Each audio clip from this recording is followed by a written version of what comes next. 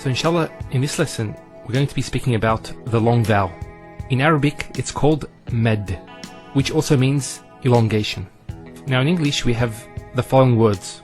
The word bad. Notice the elongation of the A sound. We don't say bed, we say bad. Similarly, we have the word feet. We don't say fit, we say feet. There's an elongation of the E sound. And also, the word food.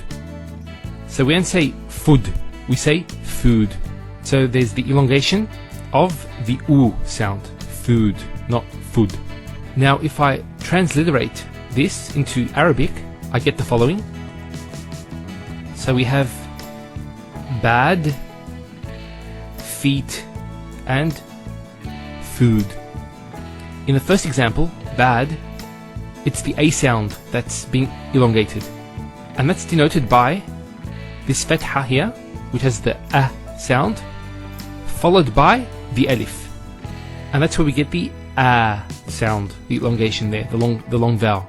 Similarly, here we have a kasra, and then following it is the ya. So it's a E sound. And finally, we have here a dhamma, followed by the waw. So it's a U sound. So we'll come to know actually that the long vowels are created in these three following ways, which are having a fatha, followed by the alif, a kasra, followed by a ya, and a dhamma, followed by a waw. So they represent the three long vowels.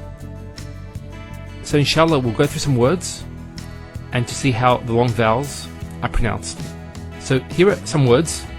First one here is qala. Notice the elongation of the A sound. Qala, not qala, qala.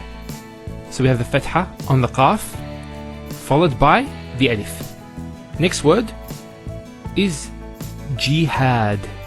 So we have here G, that's the first syllable, and then had, jihad. So you notice here we have a fatha on the ha, followed by the alif, and that gives the elongation of the A sound. Next word, Ibrahim. So here, ra. Notice here the ra, fatha, followed by the alif. Once again, it's a long vowel. Ibra, not ibra, ibra. Ibra, and then him, Ibrahim. Here the ha has a kasra, followed by the ya. So here there's the elongation of the E sound. It's he, him, Ibrahim. Similarly, here we have Kareem. Now Kareem is actually a adjective that means one who's generous. So here we have the ra, kasra, followed by the ya. This is the ya here. So Kareem, not Karim. Next word, maghdoob.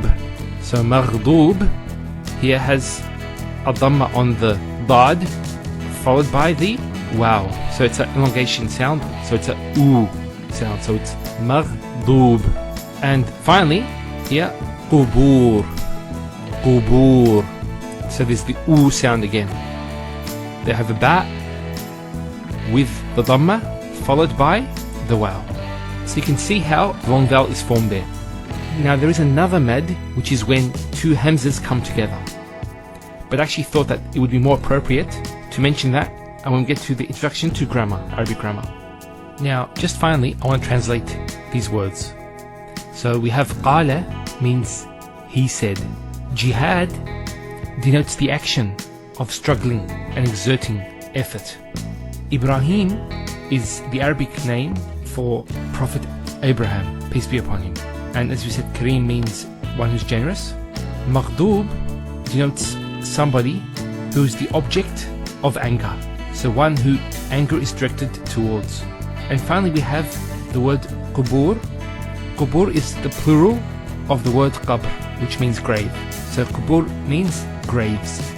Walhamdulillahi Rabbil Alamin.